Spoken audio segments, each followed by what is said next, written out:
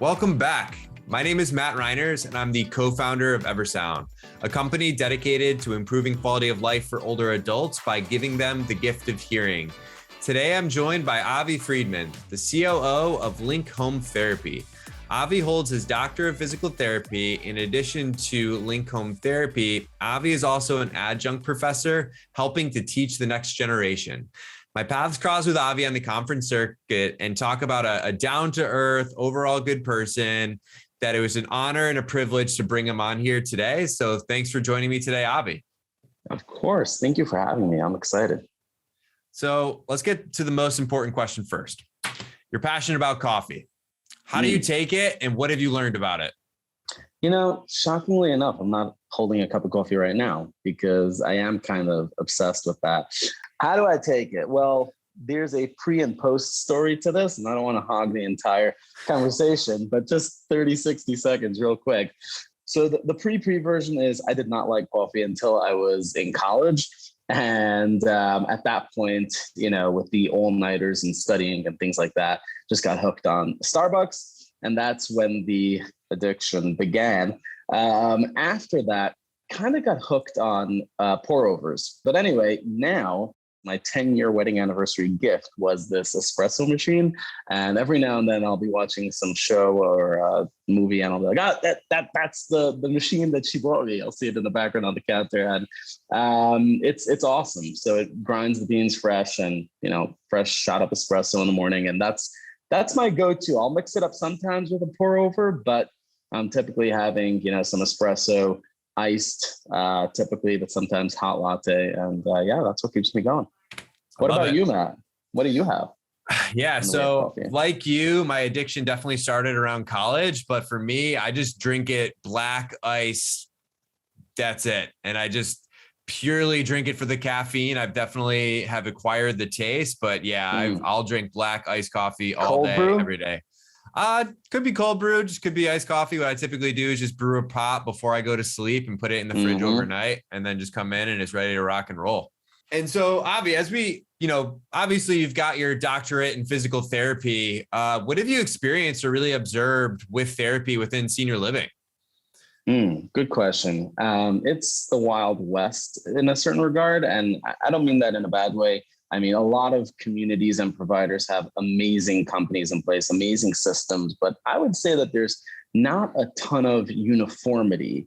There's not this like expectation where you walk into a therapy gym or into a senior living community and you know exactly what you're going to expect from therapy. I find that there's a tremendous amount of confusion when it comes to part A versus part B. So I'll talk to senior living providers all the time and I'll ask them, so what's your therapy solution or therapy provider in place today? And they'll say, oh, we've got therapy. And on their website, it says they have therapy. But then the reality is they have a local home health agency, which again is amazing. But when a resident needs therapy or nursing care, they'll call that local home health agency who will send down a therapist. And many companies do have an on-site in-house therapy solution. But again, there's this lack of uniformity. Some are better than others. Some are great. There's a lot of mom and pop providers. Again, I mean, there's a lot of good, there's some bad, but there's not a lot of standards. And our goal with Link, little plug over there, which I wasn't planning on doing, is to really set the gold standard for how therapy should be delivered from a technology standpoint, from a communication standpoint, from, you know, the standpoint of really just finding the best people out there who are passionate about what they do and to deliver results to residents and management. So there's a wide range to answer your question.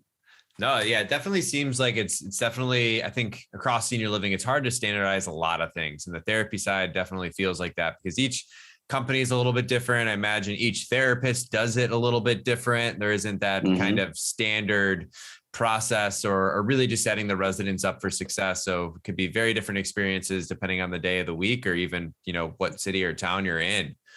You know, funny you should say that, Matt, because I've said that about the senior living industry in general as well, because we're sister companies with a chain of skilled nursing facilities. And I've always said, you walk into a nursing home in any state, a rehab facility, for the most part, you're going to see a similar setup. There's the nurse's station, there's the resident rooms, there's the therapy gym, there's the front desk, admissions. It kind of has a similar layout. Of course, there's some really high-end, beautiful ones. There are some that are really run down. Some give the industry a stigma. Some are really bucking the trend and disrupting the industry. But anyway, there's that general layout. And what I've seen in my experience and journeys visiting senior living communities across the country, as I'm sure you have as well, the range is incredible. I mean, there are some that will accept residents on oxygen that need a Hoyer lift to get into bed. And there are some where the residents are going out to work. So there are some that are gorgeous and beautiful with chandeliers and waterfalls and miniature golf. And then there are some that leave a lot to be desired. So a wide range. I'm sure you've seen it. Yeah, I think too, when I always think about that, I think of my perception of senior living before I, started working in it. And I think my vision was just kind of like that old school nursing home, because that's kind of what I saw my grandmother go into from a while ago. But yeah, the ones that are beautiful, the miniature golf ones, right? The swimming pools, the putting greens outside. I was at a community that had like a butterfly garden. I was just like, wow, like this is amazing. Yeah. And, go ahead. And I was just going to say, one of the things that's kind of been top of mind, especially as we're coming out of the pandemic here, is this idea of loneliness or social isolation. And I'm curious how you've seen loneliness show up within residents, and how does that really impact their well-being? Sure. So it's a tremendous problem, honestly. And what I've seen is this pandemic has just made it worse from a mental health standpoint for so many people across the board. And we're only starting to feel the effects now. So at Link, we do house calls and then we do therapy at senior living communities. So if you could imagine loneliness in the senior living setting, I mean, it's just even worse in the home setting. I've treated patients where I went to their house as a PT and they sat at their window waiting to see me. There's one person who comes to mind who was an immigrant from Europe, and she had grown up in Germany, did not have children, never married, was living on her own in a community on the Jersey Shore. And I was the only person she saw pretty much on a weekly basis. Just really sad. She would sit at the window, wait for me, and she had this calendar on her coffee table and talk about, depression. And that's just, it's a downward spiral. There's evidence out there, that clearly shows causation between loneliness and decreased lifespan and cardiac issues and just other physical issues that come up from loneliness. So it's a topic that I'm very passionate about figuring out ways to alleviate it. I think that a lot of people go to the senior living setting because there's engagement. There's ways that you can get together and build relationships and alleviate that loneliness. It's interesting because I was watching this clip the other day, and there was this brilliant British guy. I may have told you this, Matt. There's this brilliant British guy talking about a book he wrote about Greek mythology. And he was saying that obviously I'm Jewish, so, this is its own school of thought, but he subscribes to, he's very focused on studying and researching and understanding all the different Greek gods. And he was saying his favorite god is the god of Hearth. And he was saying it's because Hearth is, a fire and transcending cultures, ethnicities, races. Back in the day, hundreds or thousands of years ago, people would gather around a fire and share stories and build relationships. And that was the communal get together. And today, what are we doing? We're all on our smartphones, on our iPads, on our laptops in different rooms, ordering from Grubhub, Uber Eats, and just doing our own thing. And we're not building those relationships. So loneliness is not only an older adult problem, it's a problem across the generation. Vivek Murthy, our Surgeon General, wrote a book on it that came out about a year and a half ago or so, or 2 years ago. And before, pandemic was the word to use, he described loneliness as an epidemic. So I think that there's a lot of communities that are doing a great job at figuring out ways to peer up residents with each other based on common interest levels, doing activities that are not just bingo, but also ways to connect and personalize. And I'm going to put in a plug for you. I know that EverSound is doing some cool stuff from an activity standpoint. There is so much that you can do to alleviate loneliness. And I think therapy can also play a role in that. So kind of a long-winded answer to your question. Did that answer your question, Matt? Yeah, absolutely. And I think you really touched on some good things or actually great things in there. You kind of mentioned this push for more person-centered care, this idea of engagement. And I think one of the words it was on the tip of your tongue there, but it's like, how do we give people purpose? Exactly. Yeah. And, so I've seen this kind of push as well, or this like pushing this industry to get to more of driving this purpose within residents. And I'm curious, even just from like your own background or what you've seen and through your education, is like, how have you seen having purpose really just help with one's well-being?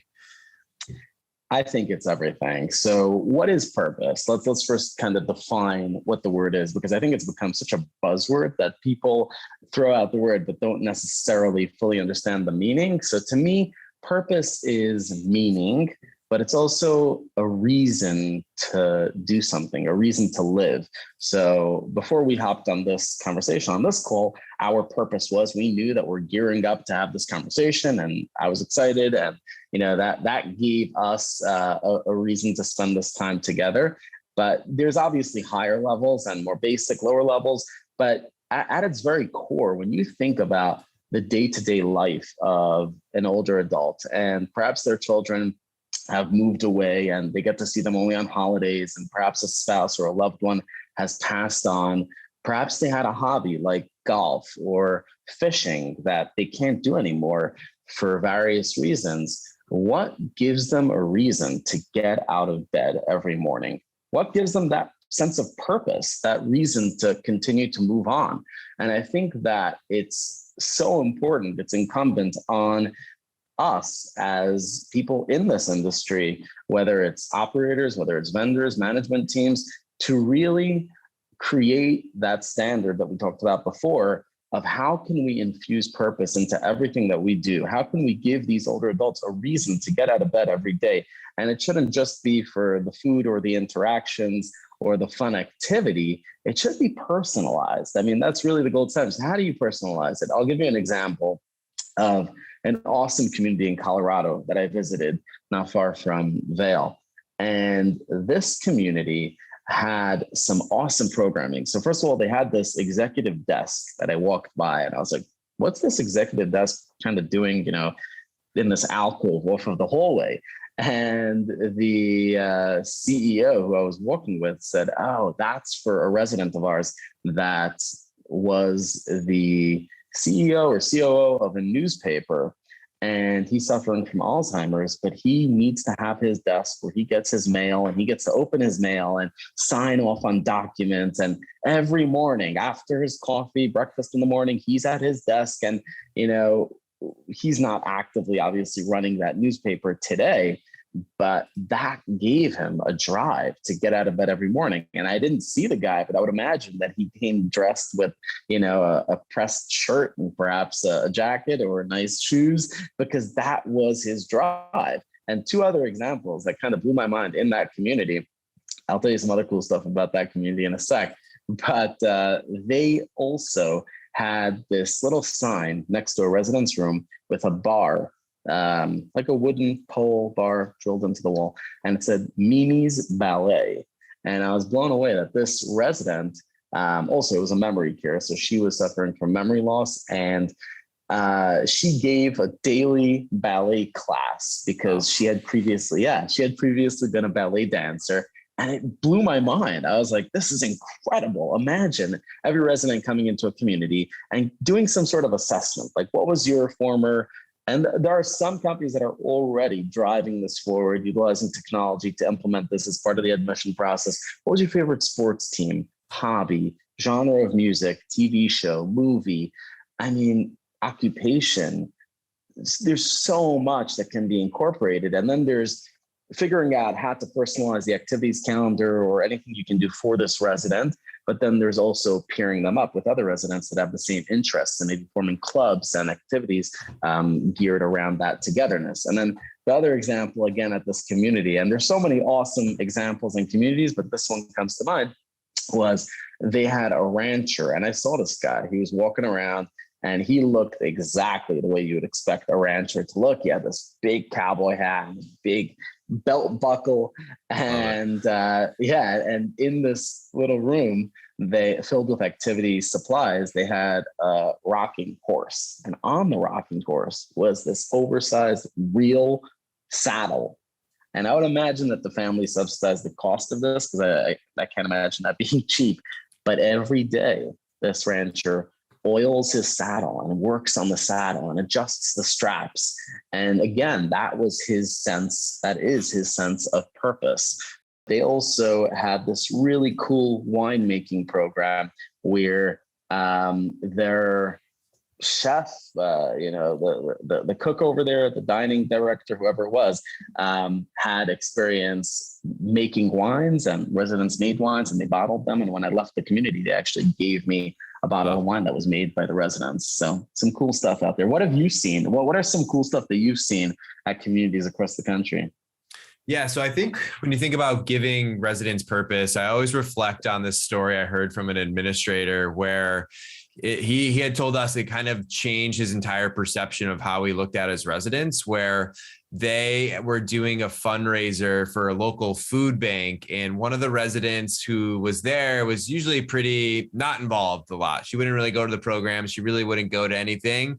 But when they did this food bank thing, she raised her hand and he was basically saying, to see her on like these executive level calls, like driving the conversation, like coming prepared, and really were able to raise probably, I think like 10K or something like that. Wow. To really just provide a lot of meals. And her comment was, well, that's how much we did this year. What can we do next year? And too bad we didn't start this last year. And amazing.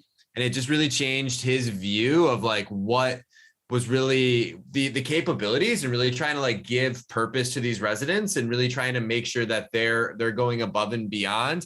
And I think getting to know residents and really, you used all those different stories of like the ballet and the executive and the rancher, which is kind of cool to hear. They're all in one community. I feel like I could be entertained for days at this place.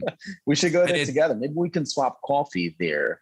Perfect. I love where this is going.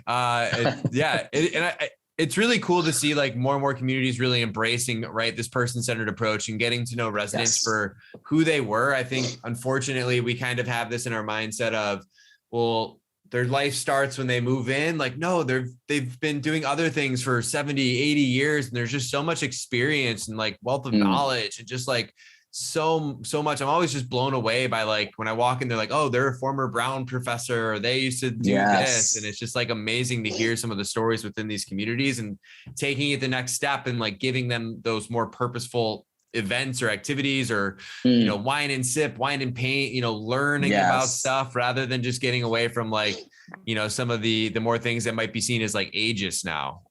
It's really cool to see where this industry is headed towards. I totally agree. And to elaborate on that, I would say, I wonder if the industry as a whole could focus, this literally just popped into my head right now, on stories, because we're all fascinated by stories. It's what keeps our attention, right? Whether it's on social media, online, in person. Stories, like you'll have someone giving this dry, boring speech and everyone's kind of zoning them out. Maybe it's at a conference or not. And suddenly they share a story, an anecdote, and everyone perks up. We're just wired to appreciate and enjoy hearing stories. Every person at a community has a story. And I've fallen into this trap myself where I'll walk into a community and one community looks like the other and looks like the other, and they all kind of like melt into each other. And I'll see residents and I fall into this trap of kind of like, the lines blur. Everyone starts looking alike, and every single person, like you said, has their story. It's not like their life begins now. And totally agree about the brown professor, or the inventor or the stockbroker, whether they were successful in business and life and family. Everyone has a fascinating journey. Maybe they came from Italy. Maybe they were a chef. Maybe they were a train conductor, whatever it is. It's fascinating. And I wonder if as an industry, we can focus on showcasing, highlighting those stories, like our seniors or the older adults' stories. And there's so much that the young generation that we, were our kids, can learn from these people who have gone down this path already. And when I treated patients full-time as a therapist, that's why I fell in love with older people, like with this demographic. I just felt like there was so much interesting information, stories, and lessons that I could learn. And they loved cheering, but I loved hearing. So I think that if there's a way to just showcase those stories, people would be fascinated. Yeah, I couldn't agree more. And I think, I definitely have heard of some people float that idea around, but haven't really heard anyone like really jump into it. And I'm sure they're out there. I actually did interview, I'm going to shout them out here, the Kicking podcast that is interviewing different residents and their stories and stuff. Cool. So they're doing a good job, but it's just like amazing to see. It just seems like such a really cool opportunity to kind of showcase those. And as I think you kind of like talked about this a little bit in the first question I asked here, Avi, but when we think about this, also this push for more technology, right? I think during the pandemic, I think there was this tech adoption that skyrocketed, especially within some of these senior living communities, just because they had to. And I'm curious, what role do you think technology really helps with, whether it's in therapy or loneliness or really helping with purpose? 100%. So technology to me is huge. Now, before we get into technology, I think we just got to highlight that people and that interaction is first, right? That comes number one. Nothing's ever going to replace fully. I mean, you look at the news cycle and there's these cool robots, and I love robots, and we're using robots for some interactions, and it's incredible what can be done, but they're never going to fully replace human beings. And that personal interaction is so important. Something like human touch, during a therapy session, for example, that's never going to be replaced. Having said that, if you took 10 senior living operators, EDs, and you put them in a room and you ask them, raise your hand if you're having staffing issues. I mean, it's either 9 out of 10 or 10 out of 10 are raising their hands. Everyone's having staffing issues. I mean, we go to the conferences, you hear them talking all the time about that. And I think that technology helps with that for sure. So there's so many different ways that you can take these processes and eliminate or automate or streamline. I mean, from a company standpoint, we as a company, just from our back office standpoint, we built technology to kind of streamline our back office operations. And that was a game changer for us. But when you look at technology in the gym setting, from a therapy standpoint, I'll give a shout out to a company called Restore that's doing some really cool stuff. And we're essentially gamifying therapy sessions with them. So what they do is they have, any device can be used, whether it's a phone or a laptop, and the camera, based on the software, tracks the color of the device that you're holding. So you can hold, whether it's TheraBands, whether it's different colored weights and things like that. And then there's these really cool video games, and you play the video games, but you're doing exercise at the same time. So I think one of their most popular games is this slot machine. And I always give this disclaimer that we're not encouraging gambling per se, but we've had like residents and staff get hooked on holding a weight in front of the camera, a colored weight, and it connects to the camera, and there's a slot machine on the screen, and they're just pulling the lever, pulling it. And then like after 30 tries, they're like, whew, like I'm starting to get a workout over here. So that's one example of how you can make therapy more fun and engaging, because people don't want to sit in one place and just lift their feet up and down, up and down, up and down. Like there's that old way of doing therapy that's boring. It's not engaging. For therapy, one of our biggest challenges as an industry is adherence. And adherence is essentially buy-in. It's getting people to follow through with, for example, an exercise program that we give them. So if we make it more fun and engaging, we're building trust, but we're getting people to want to do the exercises that we're prescribing to them. So having a gamification system like that is one example. Another example is a company we signed up for called Virtue Sense. Super cool stuff.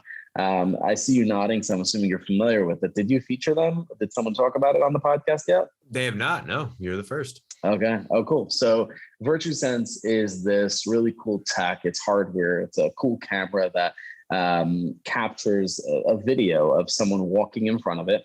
And then it spits back at you based on that short video, the risk factor, a number that predicts the risk factor for someone falling.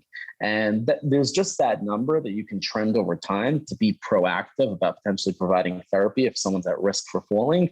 But more than that, there's a deep dive into how did that person walk? And this is where like the therapy nerd within me kind of comes out, because, and within every therapist, you take a deep dive and there's all these little deviations. Like what was this person's heel or foot or knee or hip doing as they were walking? And it gives you all that data, all that information, which is fascinating because then you can build goals off of that. And there's technology being built every day that just hasn't existed in the past. So it's fascinating. We love to be at the cutting edge of any tech. And we've done, as a company, multiple pilots with just new tech out there that hasn't taken off yet, that we're excited to just get the ball rolling on, whether it's publish some research on the topic. So I'm always on the lookout for more tech.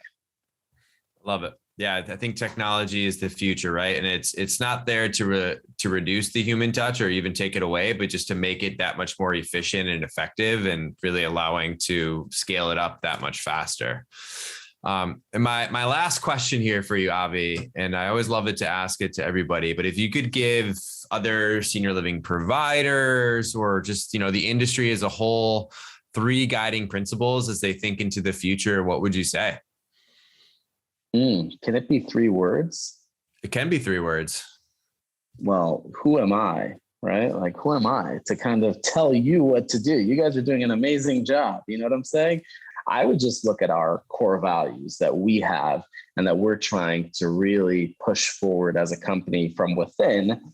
And, to me, some of those values include over communication, for example. So for us, we've always looked at the industry from a bird's eye view when it comes to a continuum of care. So if you look at the continuum of care, there's hospitals, nursing homes, senior living providers, home care companies, doctors, and there's so many issues that come up from a lack of communication. And we'd love to be able to connect the dots or link the different providers across the continuum of care with over communication. I think that's something that can really be done in an even better way across senior living. Aside from over communication, I would just say empathy. To me, that's everything. I think as human beings, it's who we are. We care about other people. I think it's a common denominator in the industry. Like if you go around and if you figured out how to test empathy, I'm sure there's ways to do that. You did that across the room at a senior living conference, everyone would have a good sense of empathy, but that's just important in our space.